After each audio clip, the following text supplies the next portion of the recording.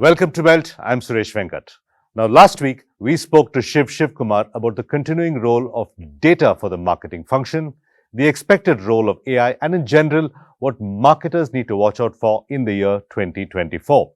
This week, we continue our conversation to talk leadership, management, employee-employer relationships, and books to get you ready for the rest of the year to come.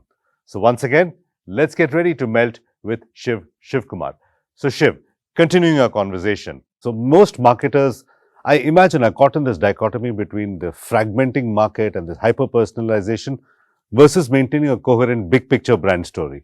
How do you resolve this dichotomy? If you want to understand fragmentation, you have to go back to something which all of you do day in and day out, Suresh, which is media. The more media got fragmented, the more, you saw consumers leaning towards what matters to them and what's local. If you look at internet as an example, 96% of search on the internet is local. We did enough experiments in Raebareli village when I was in Nokia, I remember, for Mr. Kaushik of the Department of Finance and Poonam Kaul, my comms head. We went and gave phones free to that village in Raebareli district. Okay. All they were doing was, who was the local MLA, who was the local MP, what was the price of the crop 10 years ago, 20 years ago. They were not bothered about anything in Delhi. Global warming and all, nobody searched for. Okay, so all of search is local. Now you look at what's happened with media in India. The moment media in India has percolated all the way down into each and every state, the big concepts like Who Wants to Be a Millionaire, KBC. KBC is available in all the languages today and hugely successful. Okay, Dancing with the Stars, hugely successful. So, cricket commentary in about 10 languages now. Fascinating right. to hear it in Tamil and Tamil, Kannada, Telugu. Chika does a great job of Tamil commentary, etc. So that's actually widening the base. Okay, so I think as media progresses, it fragments. That's my thing. The second thing media also does is, it gives people lesser and lesser attention spans. Okay, so you're either in or you're out. So as a marketer, you really have to constantly juggle between what is engaging content vis-a-vis what is fun content which is out, in and out. People may smile but not remember the brand. Absolutely right. So that juggling is what's important. Okay. Shiv, in 2023, we saw the rise of words like contextual advertising, AI and ML, real-time optimization, 100 other different buzzwords that. So my question to you is, what's not being talked about? What was not talked about in 2023 but is going to be critically important in 24? Yeah, that's another great question, Suresh. Here's my point to you. As we've seen the birth of D2C brands and digitization, we have a new buzzword which is doing the rounds called performance marketing. Correct. I find it amazing. It's amazing all marketing should be performance All of marketing is about results. Yeah. So why is it that only you have a right over performance marketing just because you have a computer and a screen in front of you and you think it's digital? I think the measures or the metrics of a physical world we are forgetting. For example, one of the things D2C or internet does is, it makes distribution in a sense accessible to every single brand. Okay. But it's all the more reason why you need to think of weighted distribution, numerical distribution, etc., etc. So I think some of the physical parameters we are losing. For example, opportunity to see, day after recall tests, all those are out of the window. Because people say, why do I need to waste 24 hours or 48 hours? I have a digital marketing team, they'll take care of everything. Absolutely right. So somehow we think digital is the, pot at the end of the marketing tunnel. It's not. So give me a framework to put digital marketing in its place, physical marketing in its place, real world experiences in its place, and online experiences in its place. Yeah. So that's another very good question. In India, it's a very peculiar thing. We're seeing everything happening in digital with the D2C brands, everything happening in physical with the old established legacy companies like the Levers and the Proctors, etc. of this world. These two parts are growing simultaneously, number one. And even if the large company wants digital, they're tinkering around saying, we'll establish a digital lab, we'll do this, that, etc. I think that's the wrong approach. Digital must be at the heart of a business. Most of the CEOs of legacy companies do not understand digital. They come from a physical world. So, for example, if you look at all the big brands and the big companies, they refused to partner with modern trade 20 years ago. Why? Because they said, we control brand, we control distribution, you hurt it. Similarly, they refused to build ecosystem partnerships with digital But they learned partners. the hard way that modern trade is not something that it won't go away. It's not a flash in the pan. Today in the top metros, e-commerce is bigger than modern trade. for a young marketer, think dependent growth and not independent growth. No brand is so big that it can say, I will run on my own. Even Apple cannot do it in India. Full stop. Okay. So you have to find partners in your ecosystem who can help you grow. Their measures become your measures. Okay. Okay. So you have to develop that kind of a mentality if you're a young marketer to say, I will work with the ecosystem as opposed to work just with my own brand. Okay. I'm an experienced marketer and I still can't convince my CEO that digital needs to be at the heart of the brand and the company. What do I do? So you have to try little experiments to say, what am I digitizing around what I am doing as a CMO or a CXO or whatever it is. For example, you look at one place where I think digitization has moved dramatically is in the area of HR. Why do you think it has happened in the area of HR? Because you have large scale data of employees. Every employee needs to be paid on the 1st of the month or the 14th or the 28th or whatever it is. You have large scale data records. So you want to digitize that and you want insights from that. Okay. The same level of... Also, it actually makes your job easier if you digitize it as opposed to going through physical ledgers, poring over ledgers. Absolutely right. So similarly, I think marketers and CXOs need to work to say, what pieces of data are available to so many people? Customer data is available to IT, to finance, to supply chain, to marketing. It's not the purview of just one department anymore. So it's only when you work collaboratively around consumer data and customer data will that company improve. Shiv, I'm glad you brought up HR in your previous answer because my next question is about HR. So 2020 and 21 were so-called years of the Great Resignation. 2022 apparently briefly was called the year of the Great Reconsideration from what I'm told by HR professionals. And 23 has been the year of the Great Layoff. So we had resignation, reconsideration, layoff. What's 24 going to be like if I'm an employee? So if you're an employee, I said this just around the pandemic time, after that also, if you have a job in 2024, hold on to it for dear life. It's going to be that dire? It's going to be tight. Okay. Because with the inflation where it is, with the global growth where it is, with the uncertainty where it is, because Indian inflation doesn't seem so threatening. That's why I ask. At this point of time, no. But our ability to create jobs is, is absolutely needed. So I would say, if you have a good job in hand, don't, grit your teeth and hold on. I would say value it. Okay. I wouldn't say grit your teeth, value it. I don't see what happens with people who are below the age of 35. They think the world is out there on the street waiting with job offers. That's not true. So if we've all learned that the hard way, haven't we? That's not true at all. So if you have a job in hand, keep it in your back pocket, work hard, slog hard. Only if you have a damn good option, you quit and move on. But value your job, because I personally believe 18 months will be a tough battle globally. We recently saw news of IIM students not being able to get summer internships.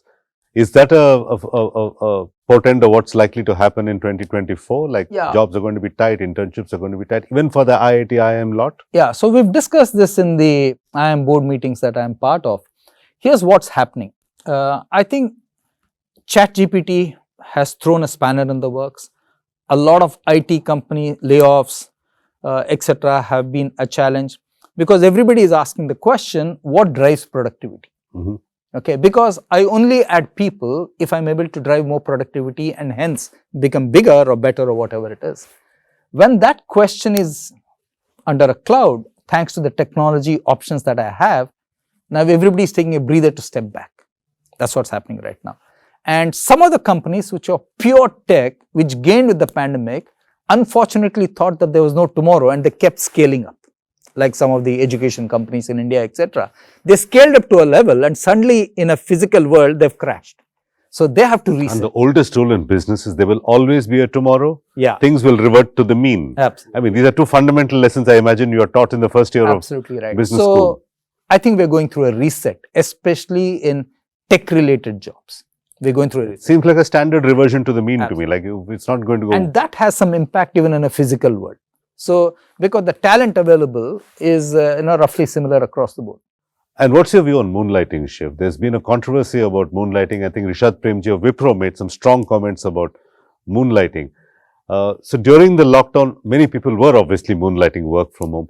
What is the future of moonlighting, especially for those who have the option of work from home? So let me go back to something we discussed, Suresh, which is we talked of AI replacing degrees with skills.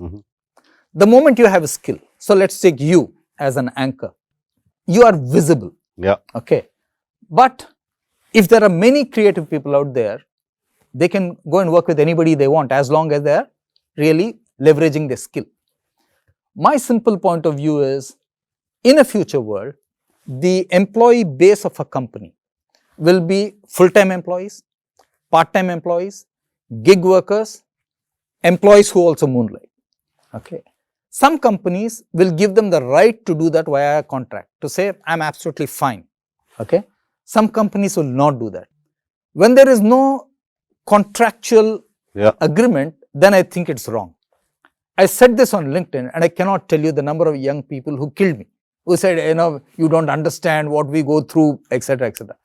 But to me, if you have a contract with your employer, you should not do it. As simple as that. Then you please leave that contract and do something else that you want. Okay, I think that becomes... There's a general feeling shift, though, that employment contracts are always skewed in favor of the employee, because they are the big, powerful person with the money and the job, and the employee is the powerless person. So I'll sign whatever I want. And sometimes employers have been known to include illegal clauses in their contracts, which will not stand up in court. What do we do about this erosion of trust between employer and employee? Here's, this is a difficult question, Suresh. Because the employer has, shall we say, some watertight conditions on his agreement with you, does not give you the right to break it. Because you have to think of your own reputation. Okay, and you have to think of, will I be employable by doing the kind of things that I'm going to do? Okay, that's good advice. Don't think of the employer, think about yourself. Think about yourself. It's your own CV value. But on this question, here's an important point. Silicon Valley is Silicon Valley because it was one of the few states, and it still is, where you can walk across and join competition. Many states in America don't allow you to do that. But if I am an employer, let me put it the other way around. If I am an employer, why do I employ a Suresh? I employ him for his experience. Second, I employ him for the energy he brings to the table. Now, if you're working with me as an employer, 9 to 5, and you're going and moonlighting from 7 to 12 or etc., you will not have the same energy and vigor in the job next morning. So, at one level... That's a reasonable argument. Yeah, at one level, you're short charging the very, person the very person who's feeding you. So, my simple statement is that I think it's a contract thing between you and the person, the company. If the company and you are fine with it, by all means do it. If it's not, then don't do it, because it's your reputation at stake. Correct. And you outlined the 4 categories of Absolutely. Full-time, part-time, gig workers and moonlight, people allowed to moonlight. Absolutely. So maybe companies and HR departments will have to reimagine how they take on new people. Not everybody comes on the same format. Next is, you mentioned trust. Trust has dropped across all the institutions globally. Trust in government, trust in media, trust in business, trust in NGOs, it's dropped. Whom do people trust today, everywhere in the world? People such as myself, people who are my colleagues. Now, by doing what you want to do, moonlighting, without agreeing with the company, do you think your own colleagues will trust you? Unlikely. So, you have to think of your own. It's counterproductive to your own future and your own present, perhaps. Correct. That's what my argument. All right. 2024 is going to be the year of general elections. The last 2 elections saw most political parties relying on advertising and branding agencies to build their advertising position and to reach out to the voter. Do you think they'll do that in 2024 as well? Or will they all go to pollsters and data junkies and get their strategy from them? Yeah. So, I think you'll see a lot more social media advertising. I wrote on this in 2013 when it was just coming. At that point of time, my argument was, there are 100 million new voters coming into the Indian voting system, and they are all digitally savvy. Okay, I think you will see an absolute multiplication of the digital vehicles used in elections. 72% of the world's population is going to elections 2024. It's never happened in the past. Okay, a very big number. Half of Africa... Largely fueled by the US and India? Absolutely. Half of Africa is going to elections. Okay, I think 2 things will happen. You'll see a lot more deep fake. You'll see a lot more, what shall I call, comparative advertising, advertising which disses the competition, speaks ill of competition. I think you'll see it of a nature you haven't seen before. And would you say all's fair in love and war to that? That's where people will go. Okay, that's what will happen. But I forecast one thing which will happen at the end of the election. Somebody will do more regulation. Whoever gets elected will realize, look, I have too many scars. okay, globally, going through this. And so we need to regulate this. So my personal feeling is that social media, political advertising will see more regulation and not less regulation in a future. Shiv, you've often said, and actually said is understatement, you've been shouting it from the rooftops, that advertising is not equal to marketing, right? Using either the price strategy or the celebrity strategy, merely releasing ad after ad is not the same thing as having a marketing strategy. I don't have an MBA in marketing, but even to me, it seems this is the most obvious lesson that any CEO or CMO should know.